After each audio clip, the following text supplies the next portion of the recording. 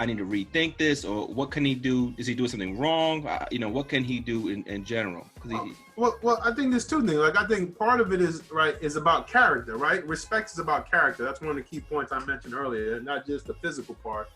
So to your point, if he's not performing or not getting, he feels the due accolades he should be getting that work for whatever the reason, then you need to present that to your boss. You need to be able to say, I realize I've been here for a period of time. Then you need to have a game plan of how you're going to advocate for yourself. So one of the key things about respect is, like, you need to be able to advocate for yourself and do it in such a way that you're coming with some basis of information and not just your perception. So what have I done to get the level of accolades? What's been the expectation, and have I met these expectations? If so, you have to come to make a decision whether or not, how am I going to actually respond? And if I do respond, how is it going to be perceived in those things? When it comes to family values, how can a young man he already left the house. Yeah. He's got his job, right? He's paying his own bills. He comes back home, right, yet he's being treated as if he's never left home. Yeah, I think it's tough, right? I think there's no silver bullet response to that, right? Everybody's family dynamics are different.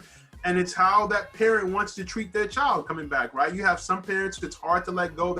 They always see you as a little boy, despite your level of responsibility, and it's hard for them. While other people like, listen, you 18, get the hell out, go and live.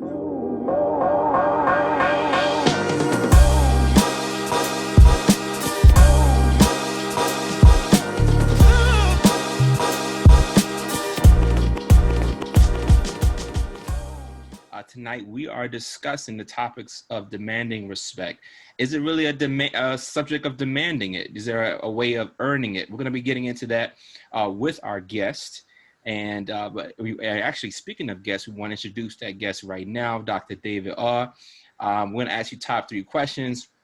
And of course, brother, I definitely want to make sure I didn't say your full last name. People out there are kind of crazy. You never know. But we are talking to young 20-something young Black men. We're also talking to other people that may arrive on this channel that also want to get a perspective from where we're coming from as well. So with that being said, if you can be able to share with us where you're from, what do you do? And another great question, who was your biggest influence growing up and why? And anything else you'd like to share? Well, Chris, thank you for having me. It's good to be here. So the 3 questions, where am I from? I'm from Brooklyn. I'm from Brooklyn, New York. Born and raised. My family is from Barbados. So I have a Caribbean, heritage, which I'm very fond of. I spent all my summers to the age of 16 in Barbados. So that was great. Definitely helped mold me as a person. Biggest influence? I think I have a couple people. I think growing up, my grandfathers, both on my mother's and my father's side, but I'll probably say more my grandfather on my mother's side, just was very much a huge influence to me about, what is a man supposed to be, and values of family values we need to hold true to. And he always told us, and especially me, of all the grandkids, the word can't is not in our family vocabulary. So we said we couldn't do something, he would get upset. So you said you choose not to do it. It's not that you can't do it. So that was probably one of the life lessons he instilled in me from a very young age, that I get to determine certain realities for myself and not use the word can't as a stumbling block. So that was it.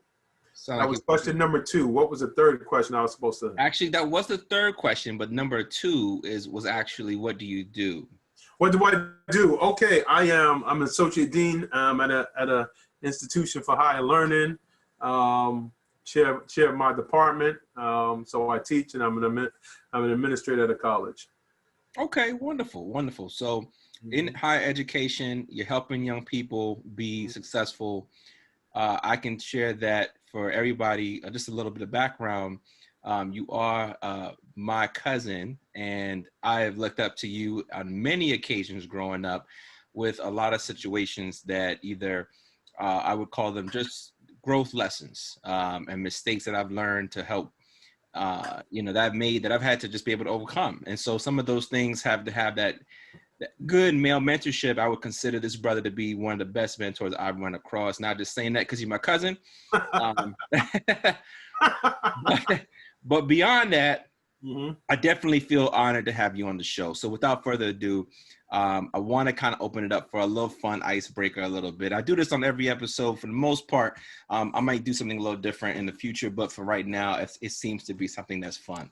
So the first one is actually pretty reminiscent to something that we talked about before. All So right. here it goes. Your boss calls you in and says there's been a complaint about your hair. Do you A, get a more acceptable haircut? B, start looking for another job? Tell her to mind her damn business, that's C. And then D, educate her on her black hair. I think my first response would be, what in the human resource policy is being broken that you are addressing my hair? I would first want to know what policy, why are you bringing this to my attention? Is there, am I out of policy? And that would be where I would start the question with, first of all, because then it becomes a human resource issue that I need to know which way I want to move. So that would absolutely, so option D that you did not present would be my first option. Okay, absolutely. That is totally fine. Listen, I just totally respect that because that's what I would have done as well. So definitely, appreciate that. Yeah, because I mean, what it does, and just so I say, it sets the stage that when somebody speaks to you, sure, they're gonna understand. Like, listen, I need to have all my ducks in a row when I come to speak to David, right? So I'm not gonna get into something with you. I just need to understand why you're addressing this with me. Am I out of policy? And if so, what does the policy say that you felt that you needed to address that with me? Because otherwise, then I have to go above your head to figure out why you felt it was appropriate for you to even bring this issue to my attention. And that seems to be a growing topic even to today, as far as young men not wearing dreads in certain positions or even certain companies. And I kind of find it to be one of the most, controversial topic or issue at hand. And I mean, if I'm not mistaken, they brought that particular issue to Supreme Court or something like that, to a higher court. And, they struck it down as something that could not be, it could not be discriminated against because of someone's hair.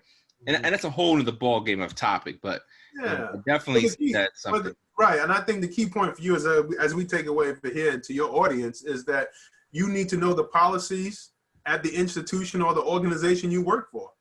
Right? You shouldn't be surprised by that. So you should make sure you go to HR and make sure you're aware that you're not surprised when somebody is telling you something that may not be factually correct. It might just be their perspective or their value system, but that has no bearing on whether you're in policy or not. And I think it's important that as individuals, we're educated about understanding the policies of the organizations we work for. 100% agree. Your policies and handbook, procedures handbook. I think the first couple of days, that was my homework to do, was to understand how this company is going to treat me as I'm walking in the door. Definitely appreciate that, brother. The next one is, currently, what would you say is a good reason for revoking someone's black card? A, they can't play spades. B, they can't two-step on beat. C, they didn't vote for Barack. Or D, they've never seen the movie Roots. Oh man, I'm gonna go with E. In 2020, if you voted for Trump, you got to get your black card revoked. That's what I feel.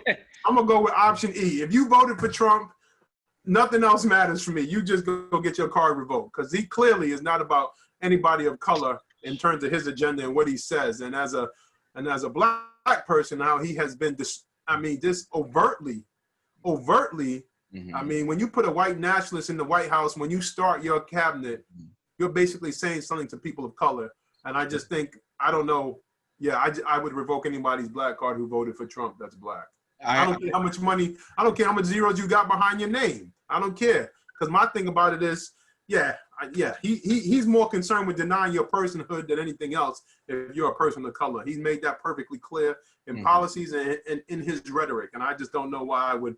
Yeah, so that's mine. So again, I'm off kilter. I'm going with option E. Hey, listen, this is unscripted. So, brother, this is unscripted. This is, I wanted to be as genuine, authentic as possible. I couldn't agree with you more. Obviously there's been so much has gone on in 2020 that I can only hope that while we're now in 2021, that we're seeing some type of change and reprieve with a whole new administration.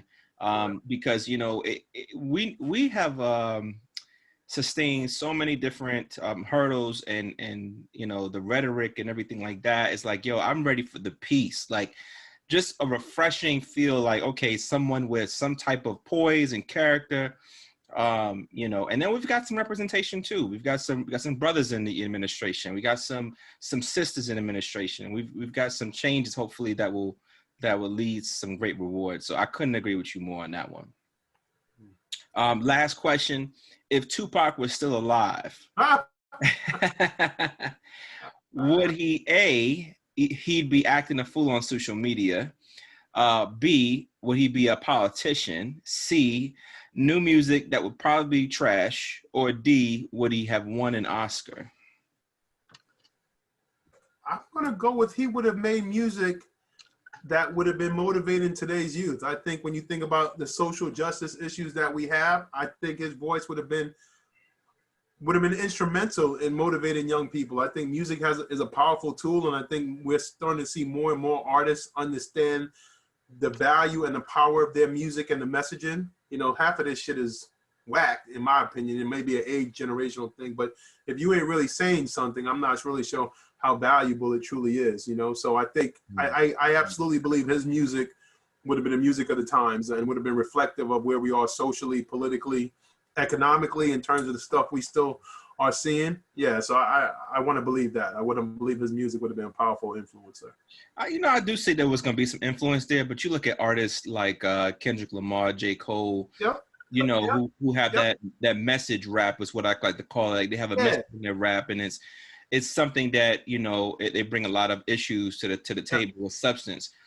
I think he would definitely contribute, you know, to the message, you know, being, you know, a hip hop artist giving out political points and those things. But I do see still a disconnect of young people, you know, still in this type of, you know, music that, you know, is their own art form, their own genre, you know, like we see from artists that, you know, it'd be a totally different generational gap. Well, I would say, Chris, I think what he would do, you know, I think what he did was he had a level of social consciousness. He had some thug shit with him too. So he had them songs, but he truly had a blend, right? He had a blend of who he was as a person. And I think there's something to be said that you don't have to be this monolithic, to only be seen in one way. You can have a message to you. I think he would have, in his music, I would have believed he would have been, activism would have been some cool shit he would have promoted through his music, right? How he had street credibility already as it is. So I think somebody with that level of credibility coming to the game as an activism, promoting social justice, I kind of think he would have turned it out. It could have been a whole nother opportunity for engagement of young people. I think, and I appreciate you naming the artists who are doing something, but Pac on that level, talking about social issues, I actually think he would have motivated a whole squad of people who never would have even looked at these issues to be important to them, right? I think he would have brought a sense of coolness to him, a sense of swagger, and a sense of credibility in his message that a lot of cats can't make that happen on the mic.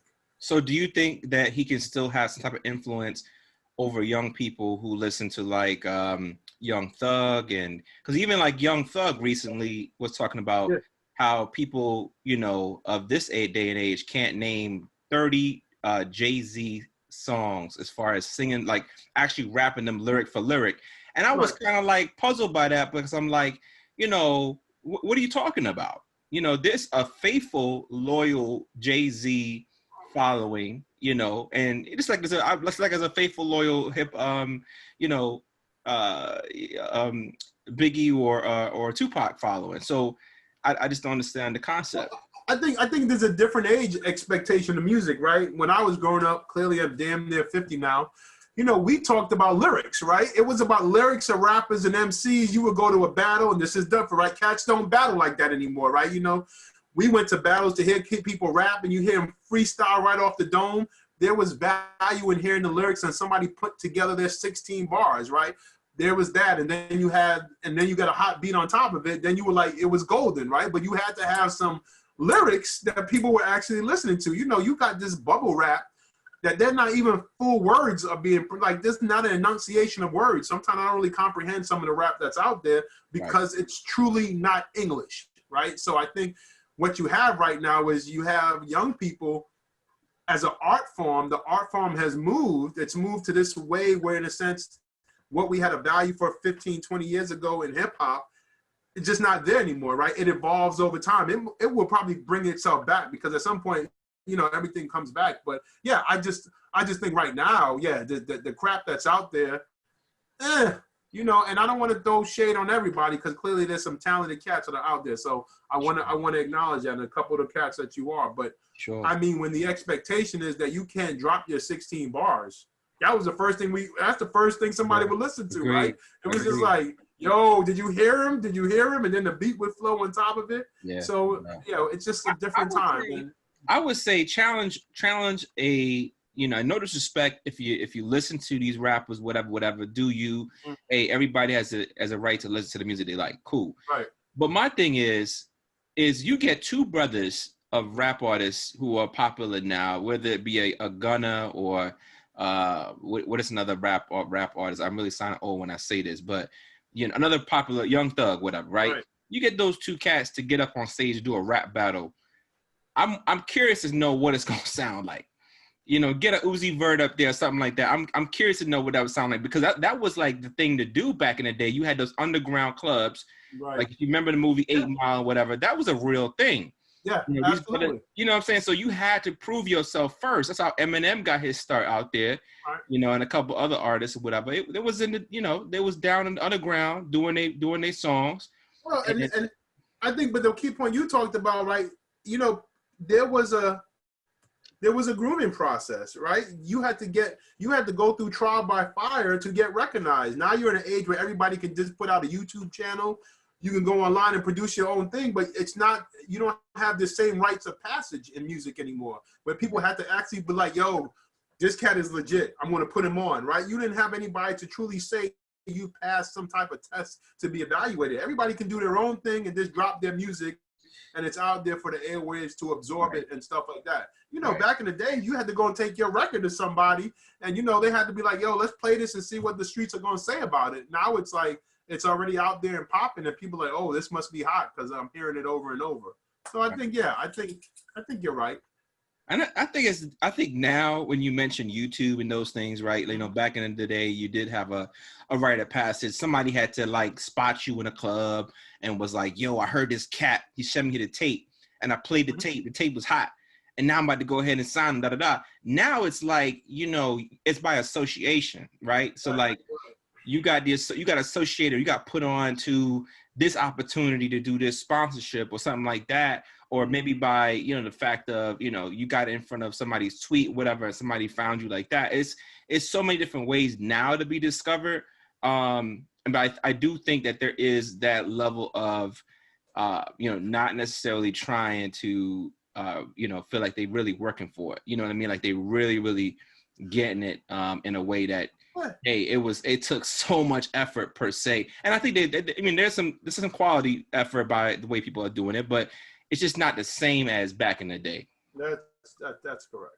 That's not the same back in the day. So getting into the meat of the potatoes of this whole subject, before we get carried away in hip hop music, we're tackling the subject of demanding respect as a man. So what does it take to be respected? Is it a matter of actually demanding it, or are a matter of walking with your chest out and saying, hey, you know, I'm this guy I'm a man, you need to, you know, show me some respect? Or is it, you know, in the workplace, how are we able to earn it, you know, or should we demand it there? So what are some best practices? So all of these things, I kind of wanted to dive in with you and first kick it off and just see what you think in general about respect. Yeah, that's a really deep question. There's a lot of layers to it. I appreciate you asking it. I think the easiest way to start, Chris, is that, you know, you got to walk the talk, right? So how you choose to want to be treated is how you're going to treat other people, right? I think to the extent of how you treat yourself, how you get up, how you present yourself says a lot about who you are and how people will treat you as a matter of how you choosing to dress. And I'm not trying to say you got to be straight laced and stuff like that. What I am trying to say is that you have to have a conscious and deliberate decision about how you want to present yourself to the world, right? And I think it's important to understand, knowing that right off the back about, am I being deliberate about how I dress, what I look like? I mean, I'll just say, for example, I like, you know me, I'm older. Like kids, young men with their ass hanging out their pants. I don't know what the hell I don't know what that's about, but it says something to me before you even open your mouth. It says something about who you are, right? So Sure. if I see you're coming to work, you're not a tidy kept person, you know what I'm saying? Not that you need to be in a shirt and tie, but if your shirt is rumply or you you look like you just woke out of bed and came and rolled into work, I'll be like, it says something about you, right? So Absolutely. I think about first, how am I presenting myself to the world, right? What am I conscious about what I'm trying to say? Because people are going to have their perceptions regardless of the fact. Sure. And I think about how you choose to treat people as saying you set the standard of how you want to be treated. Like, if I'm not yelling at you, I don't expect you to yell at me, right? If I'm not raising my voice to you, I don't expect you to raise your voice to me, right? When I greet somebody, hello, how you doing? Is that level of exchange. If I'm going through a drive-through, somebody says hello, I say, hey, how are you? How is your day going? It's a matter of respect I want to receive back, right? Because I'm giving it to somebody. I think you can't ask for what you're not willing to give to others. And I think that sets the stage, right? The issue of respect really comes in many forms. I think another critical piece about it is being secure within yourself, right? So many times we want to get respect from somebody else. I'm going to ask you, well, what are you doing to respect yourself, right? What things are you doing to promote your own level of when you look in the mirror, you feel good about who you are as a person? Like, what are you doing when you wake up every day? If it's about your personal, it's about your health, it's about your financial, you know, it's about your intimacy life with your partner, whoever they may be. Like, are you doing the right things where you feel good about what you're contributing?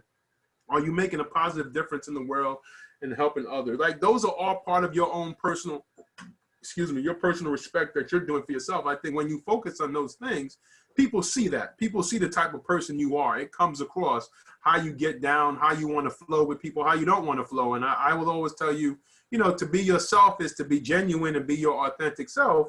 And that's not always going to rub right with everybody, but you got to be comfortable in walking your path. And many times people will walk the journeys of other individuals because they want to fit in or they want to be a part of something. And you got to realize, well, is that truly who I am? And if it's not, then here's my lane.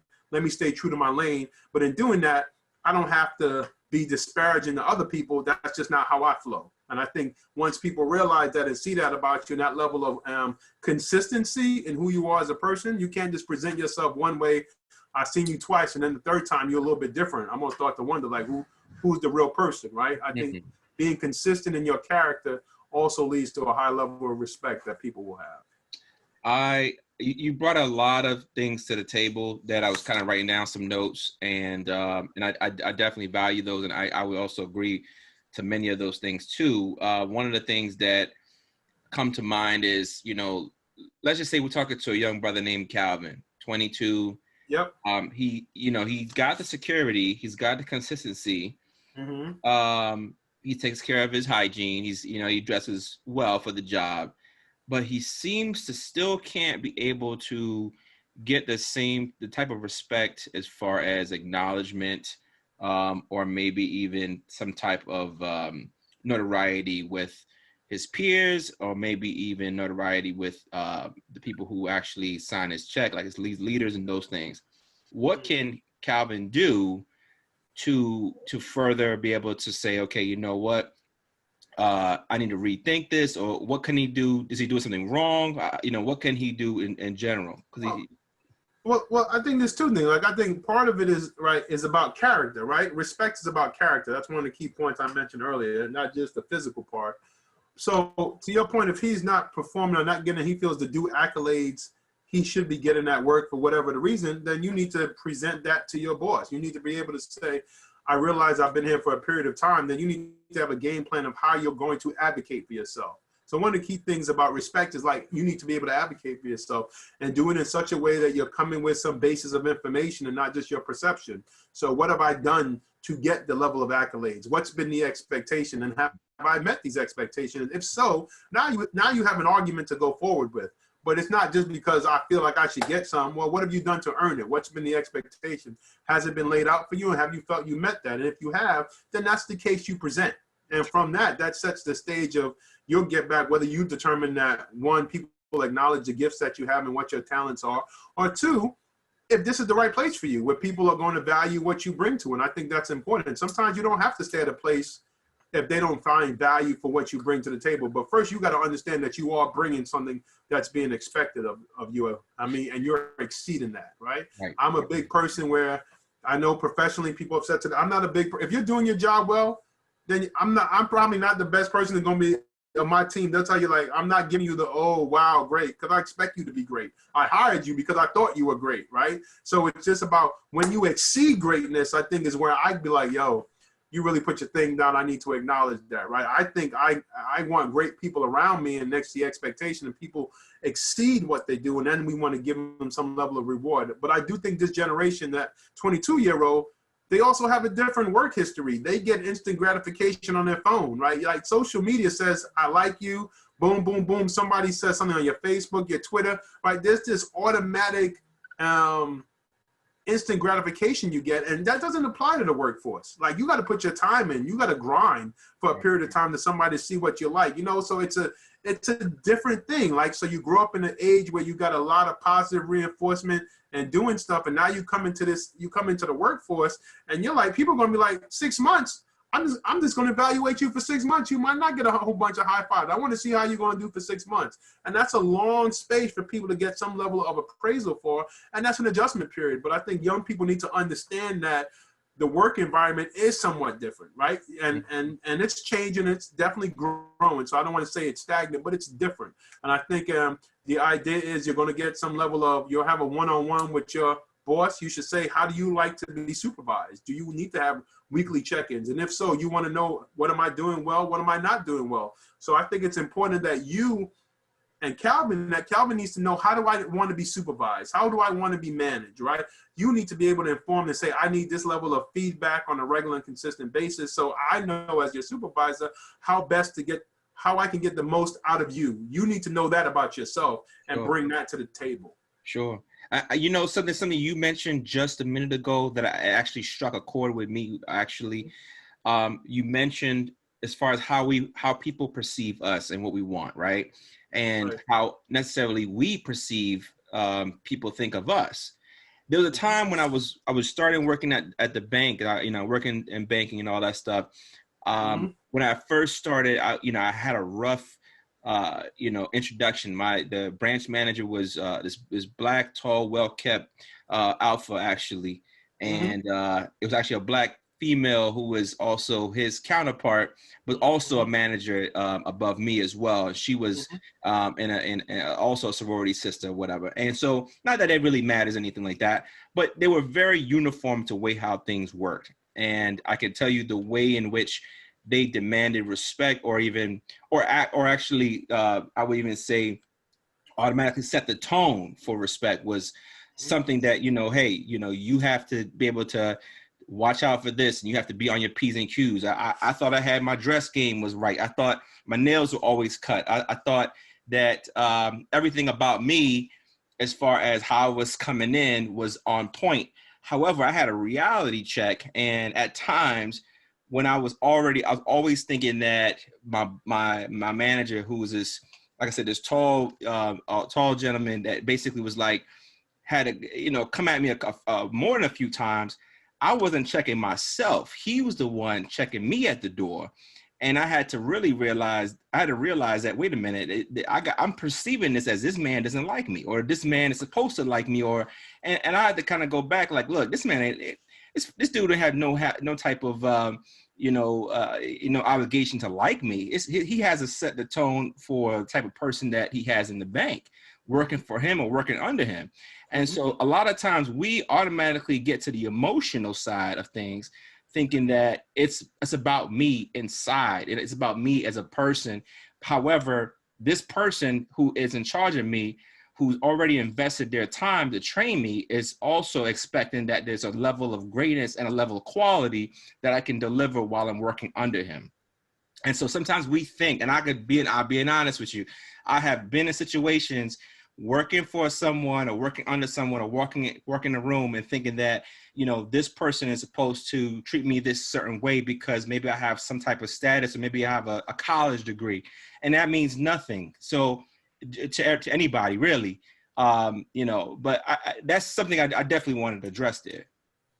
No, I think it's right. I think it's right on time, and I think there's a learning curve, right? You are a young professional, and I think we have to give people the opportunity to have these learning curves, right? You don't know everything when you come in, when you get your first gig, your first couple jobs. You're not going to know everything. You got to learn that. And I think as young people, you have to be receptive to understanding you don't know everything. And you're going to go into a work expectation where you need to be a sponge. You need to figure out the ins and out, what to do, what not to do, how stuff is supposed to be done based on the work culture that's there. Yeah, you got to just be willing to understand and embrace that. And I think, you know, like anything else, you know, when you graduated college, you were the top dog. You were a senior, right? Now you go and get a job. You want an entry-level job. You right back on the bottom of the food chain again, right? Like that's the ups and downs and the peaks and valleys that people need to realize. Like you're good, but when you're the new kid on the block again, you got to build your reputation all over again. People got to know what you're about. You know, you brought this with you, but they haven't seen that. They just seen it on paper. So now you got to be like, when you come here, you got to now prove yourself again. And you need to strive up to have people understand why they brought you in, the talents that you have, and you got to build that. So yeah, there's a level of always trying to reinvent yourself. Not that you move away from who you are, but you have to be able in this proven business of what you're going to contribute to the bottom line of anything you do. Absolutely. Couldn't agree more on that. And, you know, I even say that beyond just the professional side, you know, how we're treated and we look for respect in those areas, but in our personal relationships. Okay. I'm going to start off with family on this one. So family, you know, it seems as though that there's a level of being crossed or feeling like, you know, entitlement that your peoples can say whatever they want to say, and you're supposed to kind of take it, and or will challenge you, you know, in many different ways, and you have to come to a decision. And I know I've had to make that decision last year, but you have to come to make a decision whether or not, you know, how am I going to actually respond, you know, and if I do respond, you know, how is it going to be perceived in those things. When it comes to family values, how can a young man he already left the house. Yeah. He's got his job, right? He's paying his own bills. He comes back home, yet he's being treated as if he's never left home. Yeah, I think it's tough, right? I think there's no silver bullet response to that, right? Everybody's family dynamics are different. And it's how that parent wants to treat their child coming back, right? You have some parents, it's hard to let go. They always see you as a little boy, despite your level of responsibility. And it's hard for them. While other people like, listen, you 18, get the hell out. Go and live your life, right? So you got the in-betweens of that, right? I would tell you, again, to be consistent, because you like anything, you're going to have to manage up. Like I said, the new person on the work, you're going to have to tell your supervisor how you want them to supervise you, your level of engagement. You're going to have to educate your parents about, hey, I'm not that dude when I was 15. I'm now 22. I need you to talk to me or direct your thoughts to me in this particular way. I think it's incumbent upon us to say what our expectations are for our parents to think they're going to have this paradigm shift in how they see us. That only happens when we push back to be able to say we need to reevaluate our relationships, right? And I think those are important conversations that all children have at some point, or should have. I shouldn't say they all have it, because that would be a gross assumption, but that's a conversation they should be having about. And that leads to about, what are you doing? So you can't say in one breath, like, I'm grown, but you still asking mom and dad for money. Right? You can't say I'm grown and then you coming back, or you living at home and you ain't putting nothing in on the house. You won't put nothing on the bill, right? You can't say you grown when you don't contribute to what's going on in that house. You ain't really that grown. You're living there. So therefore you're putting limitations on how your parents are going to be able to see you, right? So I think those are important things, that those are spaces people have to navigate. You know, you and I have talked about that. Like, I knew cats growing up, they had dope cars, but you was living at home. Like, you got a dope ride, which is hot, but you go back and you living at your mom's crib. So it's just like, it's a value system, and it's not that it's wrong, not that that option is a wrong option, but if that's what you want to do, you got to realize it conveys a message that your mother or parents know that you're still dependent upon them, because you can't really make it on your own, because you got this value system that said you want to promote this image of yourself, but yet you're not handling what might be some other priorities they would want you to see. Does that make sense? It makes perfect sense. You hit the ball out of the park when you said, especially when it comes down to being dependent and reliant on others in the family. I'm Right. telling you. But you know something? How about for that brother Yeah. who says that yes, I have, I'm relying on on this person's stuff. But I'm still gonna say what I need to say. I'm gonna still act how I want to act. Well, I think most young people, my oldest, and my oldest is just turned 21, Okay. and there's going to be a point where until she's able to afford to move out or whatever situation is with her man, and they get a place together, that be the case, you're going to live with us, right? And in living with us, you got to realize there's going to be some expectations of living at home. This plain and simple. And if you don't want those expectations, then you're going to move out.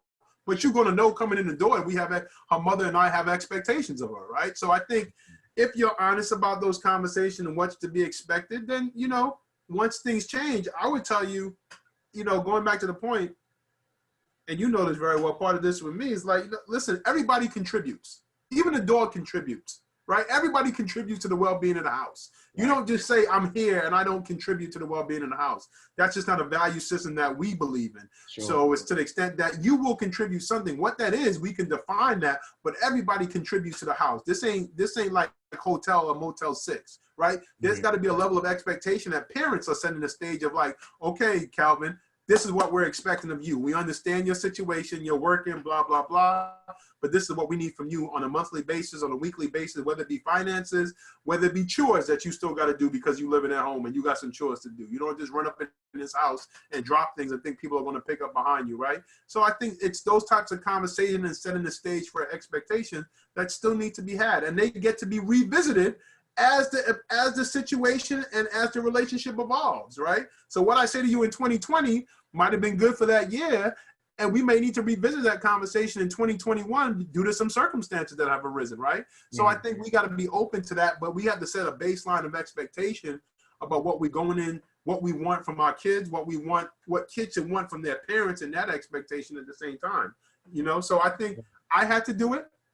I didn't do it probably as good as I could have, as well as I would have done. I left home and I was like, I kept it moving. I never moved back home because I knew that was something I didn't want to live underneath my mother's house. I realized because if I did, there was always be some burden I would have to acquiesce to her rules. And rightfully so, because I'm in her house. And that was just not a way I wanted to live.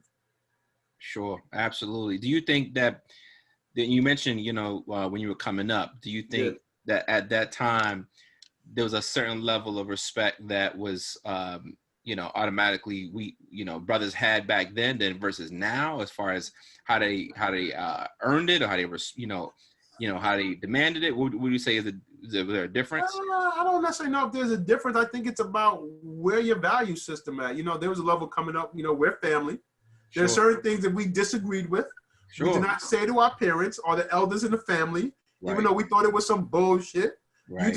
We would go out and we would talk about it, but we wouldn't say anything to them, right? As a matter of deference, right? We would pay a level of deference to them, right?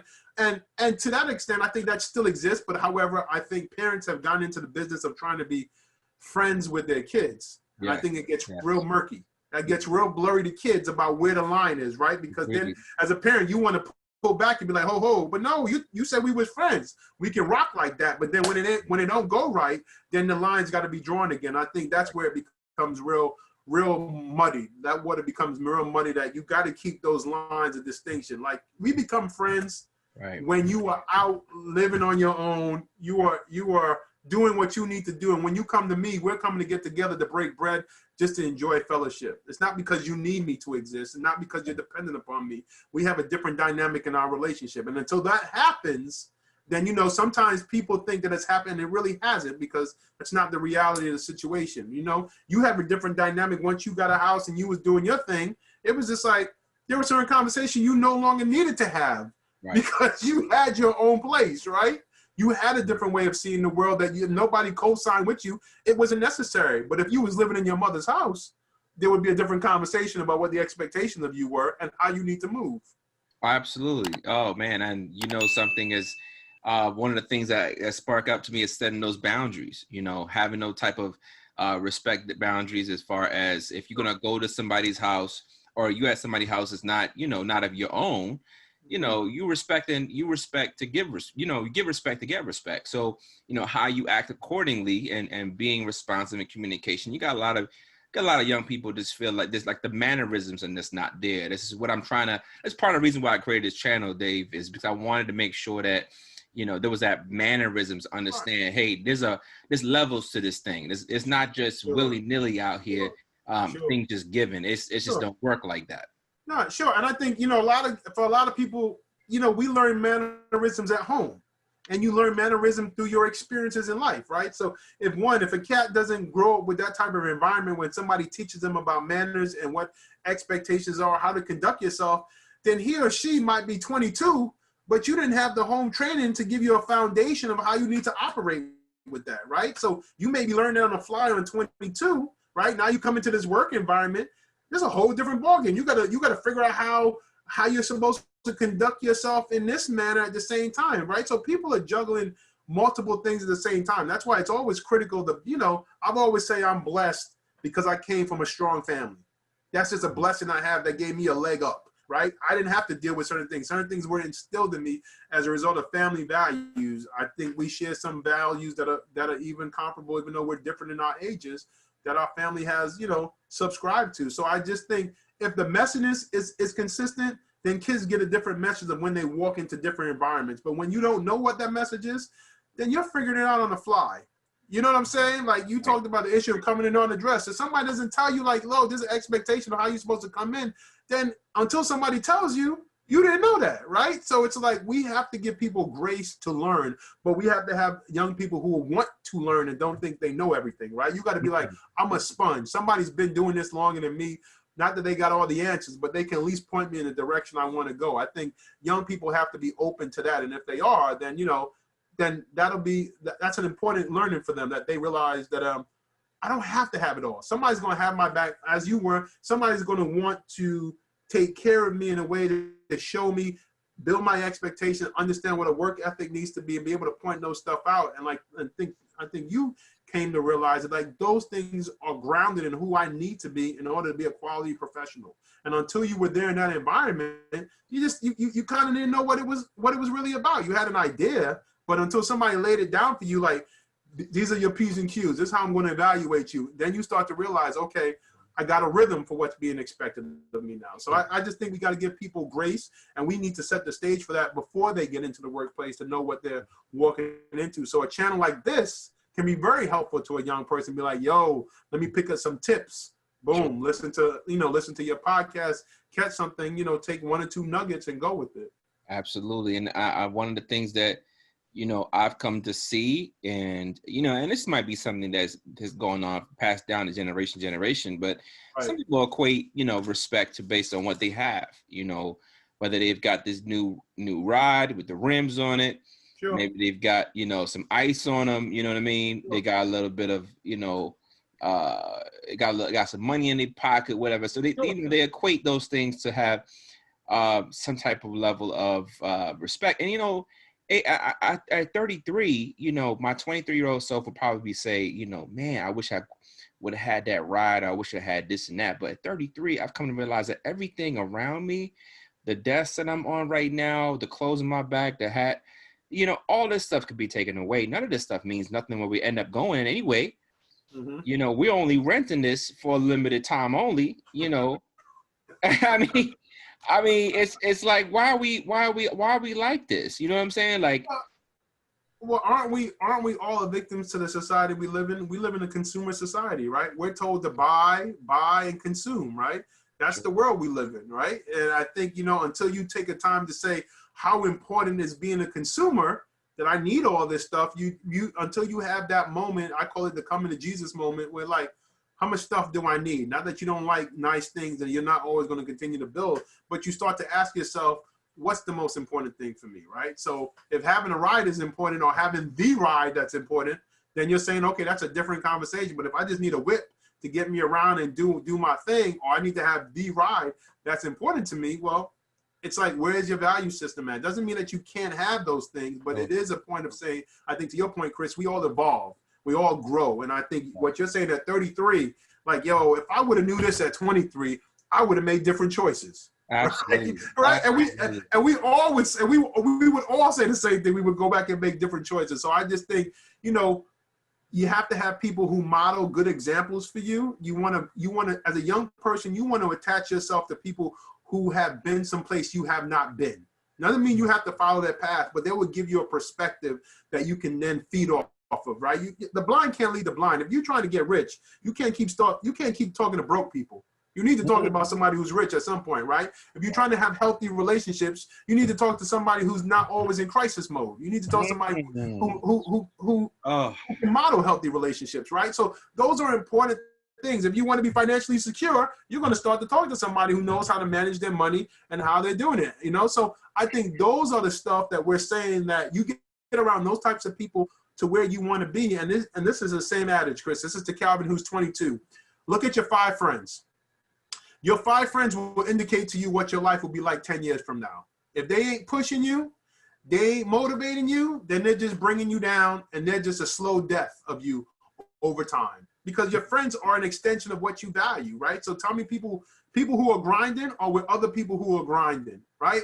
People who are focused on trying to be successful, and they want to be around other successful people because they're talking about similar things. They're talking about what's the next chapter in my life. How do I want to push the envelope? When do I want to do something? So I would say to you, Calvin at 22, Chris at 22, look at your 5. Your 5 will determine where you're going to go. And some will be on the ride, and some you got to let go because they're just not on the same path that you are. But that's the indicative of where you're going to be in life, because those people will either motivate you, point you in the right direction, and everybody don't got to be in your same age group. You're 5. They can range in sexes, they can range in age, but people that you truly rely on that are in your circle are going to really help you or hinder where you're going to go, personally and professionally.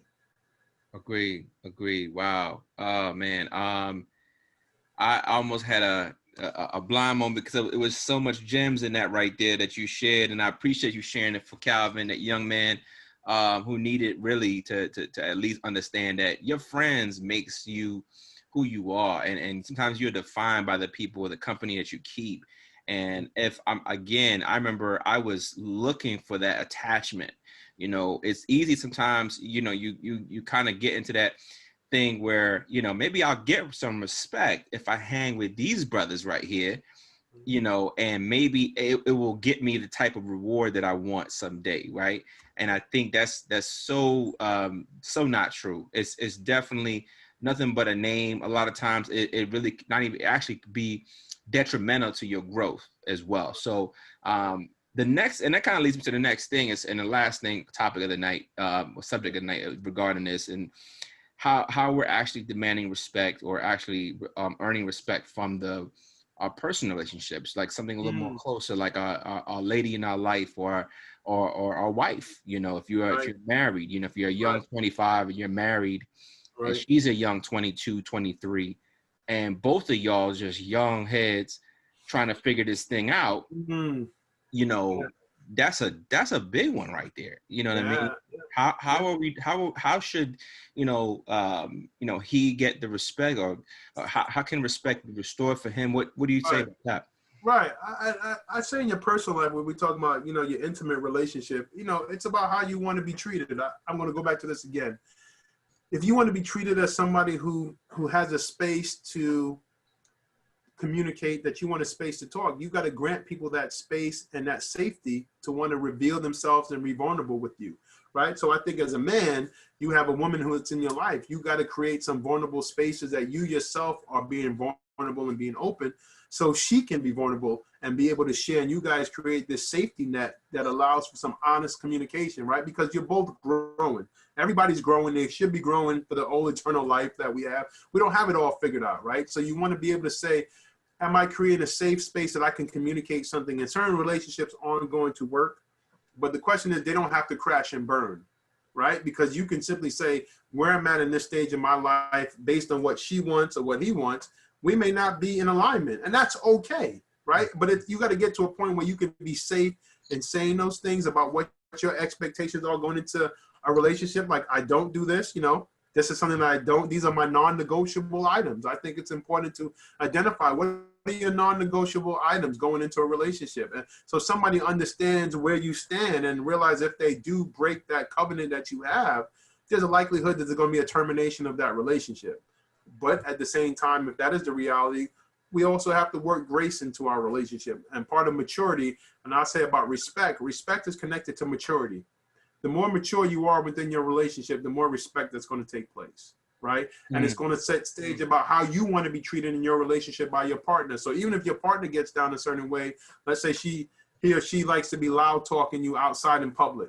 If that's not something you don't do, you will find a way to realize that this is not this is not me. I don't argue in public like this. I'm not on this public. So you will say that to the person, and even there's going to be a time where it comes up where he or she will test you. You're either going to respond to it adequately at that time, or you're going to have a conversation where you're in private, but you're going to be like, you've come to a point of no return where I can't have this happen again. This is not what I do, right? So I think it's a matter of being able to communicate that effectively, being able to open and realize what's important to you as a person, because the more you know yourself, the more you're going to put yourself in positive positions where you're going to be successful, and respect will come along with that, because you're going to say, this is what I'm willing to do. This is what I'm not willing to do. And it doesn't make somebody you're in a relationship with bad if they're not willing to do that. That means that you're just not aligned with your value system. And you need to make sure you're aligning yourself with a partner that has a value system that you have. And that's your responsibility as the person, right? Because you don't have to be in a relationship. It's up to you to say, like, these are important things to me. Calvin needs to be able to say, these are important things to me. This is what I hold true. And so therefore, if I get with this woman, she aligns with that value system. And if she doesn't, and she wants to grow into that, or you want to grow into her alignment as well, then you're giving each other space to grow, because those are important things for you. And respect comes from that level of honesty and communication, I think. You know, it jogs some crazy memories, man. And I've been on situations where I've been on dates where I knew right then that this woman wasn't going to be for me at all. You know, whether it be by attitude, the behavior, and again, I recognize very quickly, based on the kind of man that I am and the way I walk, it's just not going to step right. And I've had to cancel it right then. Can you give us a story? No doubt, but I can say to you as men, I'll tell, I knew, but I still did what I did. Right? Sure. Tell you that you have the red flag. Listen, you know, that's going to happen. That's going to happen. And you know something? Let me just add to this. Right. You know, based on that tidbit right there. Right. Sometimes we can get clouded by the big man down here, messing with the big man up here, and so a lot of time, I'm telling you, you're gonna come across, and if you haven't happened to you, you're gonna come across a female or a lady that you like, or whatever the case may be, and you're gonna excuse a lot of things that she says to you or how she treats you based on what she looks like. And I'm gonna tell you something.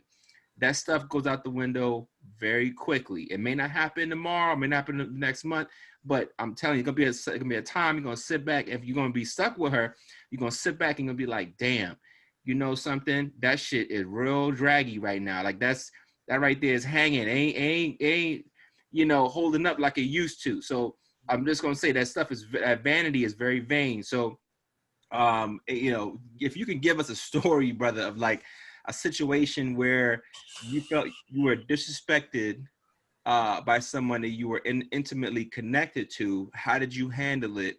And what were some things you shared? Okay, so I'm gonna say I dated this young lady, and we went somewhere, and I think it was one of her it was a Christmas party or something like that, right? And we went somewhere, and she's saying to me, like, I'm going to be in front of my partners. What was she? Was she an attorney? Whatever she was, whatever. And whatever. And then she told me, like, how I needed to conduct myself. And I was like, what? I'm like, and so I've been like, yo, who did you date prior to me? Right? I felt like saying, like, I think I can flow. Clearly, you know, I'm a professional and stuff like that. And I think I can flow. And she was just like, yo, no, I'm just saying, I just want you to be aware of it and stuff like that. Now, we have been kicking it for some time. So for her to address me like that, I thought was a little alarming, right? I was like, yo, you don't see how I'm built? right? So I was just like, for the fact that you come at me like that. So anyway, so I let this slide, and that was something that was like the first like boom flag. And then another time we was out, and we were going to dinner, and I was waiting for her to come, and she showed up like a half an hour late. And I call her, and she's just like, she don't respond to my call, and then she finally texted. She said she was at my house. So like I got here, I'm like, yo, you were half an hour late. Why don't you communicate? Well, you know I'm coming. What do I have to communicate with you for? And we're gonna be late. I said, but I don't like being late. That's not my thing. Well, that's how I roll. So I was like, okay, so basically, if we're gonna roll, we're gonna have to roll in your time frame. Whether or not I'm not a person that likes to be late. Like I'm fashionably late.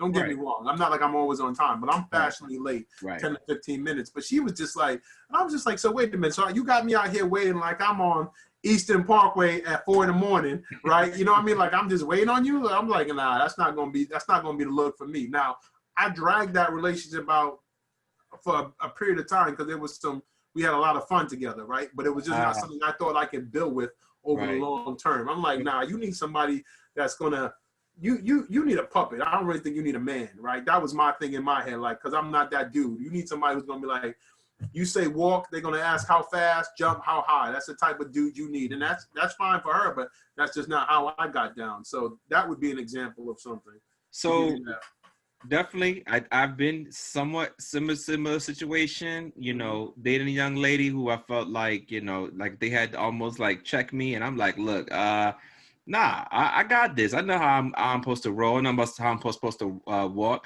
And I had to come to a situation where I was like, look, you know, the way you coming at me is so beyond necessary that I know for sure that this isn't. It's just not going to work if this continues to persist. And I knew I had to have that conversation. And so communication is key on that one. Yeah. One of the things that you said too when we're talking about this particular young lady, like, let's just say somebody, you know, this female comes at you and says something like, you know. Basically kind of ridicule you a little bit. You know, how are you handling a situation where what do you mean by ridicule? You gotta give greater context for that. Okay, that's fine. She basically is basically, you know, coming at you based on, you know, your physical features. Okay, so all right, cool. Well, I'm gonna go back to the safe space, right? I think it's important that subject matters. We all have triggers, right? We got to know what our triggers are as individuals. We got to own that. Tris, you got to own your triggers. I got to own mine. And I think it's important that when we're in relationships and people want to help us or maybe be critical of us, they need to understand this is a hot topic for us, right? And with that, there's a lot of emotions being tied to that. And I think if somebody is not mindful and sensitive to understand that, because it's our responsibility to communicate that. But once I communicated with you, it's your responsibility to do something with that information now. So if you come at me in a certain way where I've addressed it with you and you're consistent, well, then it says to me that you're not as thoughtful as I would hope you would be around a topic that I'm sensitive about. Does that make sense? Sure. Right. So I think it's important for us that we gotta direct people to be like, yo, this is a trigger. If it happens, if you got to come at me, I really don't come at me this way. I really would prefer that we talk about it in a different format, some way to address it with me if it's something that we have to talk about. So I think from that lens, right, we got to realize, and then there are people who are just on us in a sense you're in a relationship with, where in a sense, and I'm not sure if you've been with that, like they will tear you down to make themselves look good. Right? Yeah. So I think it's important to understand, is somebody really trying to help me and saying this is for the betterment of our relationship, or do I feel like the critique is really about, you know, tearing me down to make them feel good about themselves? I think, you know, so I think we got to be able to distinguish those things. But once you have put the information out there to somebody and they therefore have heard it and they have not been respectful of what you shared with them, then I think, you know, you've got latitude to say, I'm not sure this is going to move any forward, because you at least have given them the responsibility to know this is a touchy subject. I've said this to you. I hope if you want to address this with me, you're careful in how you want to do this if it is so important to you. I think, you know, once you've said that, then you've laid the expectation for that person to make the appropriate move. No doubt. So a female comes to you and says, Dr. Dave, I'm an alpha woman. Yeah. How are you receiving that? I'm receiving that from the standpoint that's dope. I love a strong woman. I don't want a weak woman around me, but you ain't gonna control me. Facts. You know what I'm saying? Like, so I'm gonna be like, yo, this is beautiful. I love a strong woman because I want to be able to raise a strong family. And whether we have male or female, I want them to feel like, yo, we go and we get ours. What's there, we going after it. And that, I love that. But you're not gonna dictate how I'm gonna move. You know what I mean? So I think there's a difference in understanding where we get into our appropriate lanes. I need to be supportive of her as she wants her to be supportive of me in that type of relationship. But if the alpha means you want to go out there and you want to kill, I'm all for you killing. Just making sure you don't think I'm on the table to be killed. But I'm all for you. I'm lining you up. I got the shotgun. There go your target. Let's take it out. Let's go and eat together on this. I'm all for that. Right? And I think that says something about the type of men when we talk about respect. Right. You know, there are men out there who prey on women, who will find the insecurities of women and take advantage of them and use it as a form of leverage. There are tons of men out there. So let's not discredit that they're not. And then there are men out there who want a genuine partner. They want somebody who they see as their equals to be like, yo, let's go out there and build together. Let's build our empire. Let's see what it's going to make happen. And you be able to say where it becomes tricky for the alpha, these personalities, both type A alpha people, is when you come home behind closed doors. How do you turn that down a little bit? That you're not in competition with one another, that you realize like, we don't have to have the tension in our personal lives because we're not in competition. We're in support of one another, right? But how do we address our roles and responsibilities in the dynamics of our relationship? How do we navigate that space? And that's not always easy, right? That takes time to maneuver.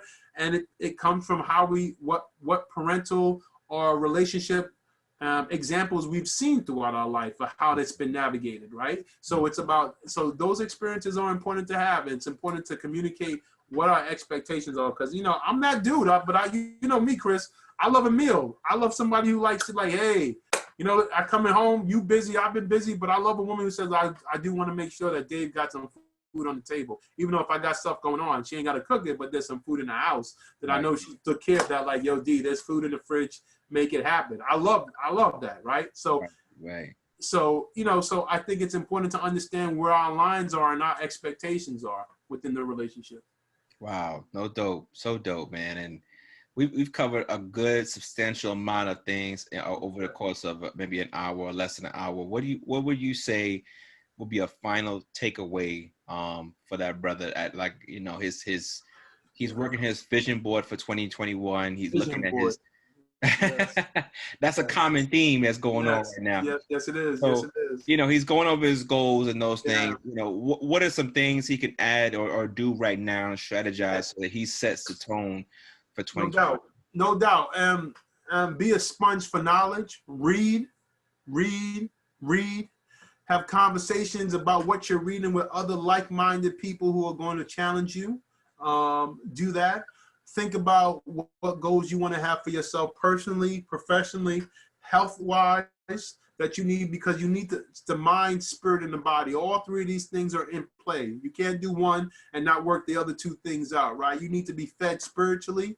You need to be fed mentally. You need to be fed physically, right? So all of those things are necessary in order for us to be in healthy dynamics with ourselves. You can't look to be in healthy relationships, professionally or personally, if you're not in a healthy position with yourself first. So it talks about being in self first, right? So I think that's important. And the third thing is, like, you know, as we know from this pandemic, life is not promised to us. If we can give grace to others, understanding that people are dealing with a lot of stuff, people will give grace back to us. Because I think, you know, I could have handled myself differently in some things in 2020 than I did. I think, you know, had a lot of stress on me. I think, you know, being a black man in America is tough. Not saying it's not tough for other people, but, you know, with the police brutality stuff that we were seeing, the rhetoric that's coming out of Washington, D.C., it was a lot to manage for a period of time, right? So I think if we can extend grace, that was the other thing I would say, extend grace to others, and we would want that same grace imparted onto us. I think those would be my three things: spirit, mind, and body. Take care of all three of those as it relates to you. Become a sponge for knowledge, read and have intellectual conversations, and you know, find grace that you give it and you want to receive it. Dr. David R., I just want to say it's been an honor having you on Cultured Unplugged. Again, as you know, this is a resource, a safe space for young Black men to thrive. I just want to hope it open the door to more, more of your presence on the show, because it's definitely needed, and especially for what we're trying to do here. And I've also learned some things and be able to apply to my own goals as well. So definitely thank you again. If you're at home, if you want to see more of topics like this, go ahead and comment. Leave a comment. Let me know. Send me a DM. You know where to go, brother. I thank you. No doubt, fam. It's been awesome. One love. Wishing you much success. May you continue to be a blessing to others as you are to me. I appreciate you.